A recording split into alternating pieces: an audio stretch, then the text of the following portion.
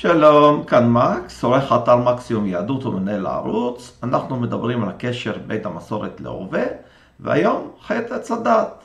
מה הוא אומר מבחינתנו? אנחנו מדברים על הציווי לאדם בגן עדן לא לאכול מפרי עץ הדת, וקרה מה שקרה, הנחש פיתה את חווה ואת אדם, הם אכלו מן העץ, נענשו וגורשו, ונחתו על כדור הארץ. אז אנחנו לא ניכנס לפרטי המעשה, אבל מה אנחנו בעצם יכולים ללמוד מזה? ובכן נתחיל מזה שזה קרה בגן עדן. זה לא קרה במציאות הארצית. לכן לא כדאי לדמיין את הנחש כחיה מגן חיות, אלא כעולם הרבה יותר מופשט, שלא דומה לעולם שלנו. והסיפור הזה בשבילי הוא קודם כל סיפור של נפילה. פה ניסיתי לדמיין את אדם וחווה נוחתים על כדור הארץ. אז הייתה נפילה קוסמית. העולם לכאורה היה במצב הרבה יותר גבוה, ואדם וחווה הגיעו לאן שהגיעו, אלינו. אבל יש פה גם מקור לאופטימיות, כי אם הייתה ירידה, אז אפשר גם להעלות את המציאות הארצית. העולם יכול להתעלות ולהגיע לנקודה הרבה יותר גבוהה ממה שהיא היום. וזה אולי המסר הכי חשוב שאפשר לקחת מהסיפור הזה.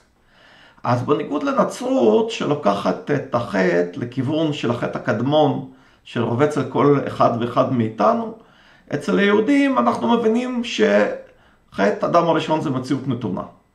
אבל אין חטא קדמון. כל אדם הוא נידון לפי מעשיו, טובים ורעים, אנחנו לא צריכים לפחד מהחטא, אנחנו צריכים לנסות לתקן את העולם ולהפוך אותו למקום טוב יותר.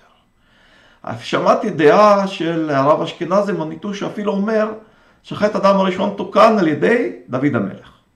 פה יש מדרש יפהפה, הוא מדבר על זה שדוד המלך בכלל לא היה צריך להיוולד, אבל האדם הראשון היה אמור לחיות 1000 שנים, התורה מספרת הוא חי 930, כי הוא תרם 70 שנים מחייו מתוך חסד, כדי שדוד המלך ייוולד ויחיה, ודוד עשה את מה שעשה, וזכינו בתיקון של חטא אדם הראשון במעשיו של דוד.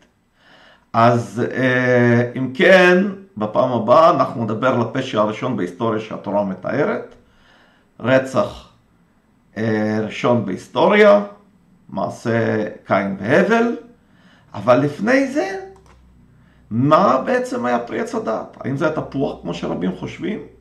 אתם יכולים למצוא את ההסבר בתיאור הסרטון, יש שם קישור לאתר, להתראות.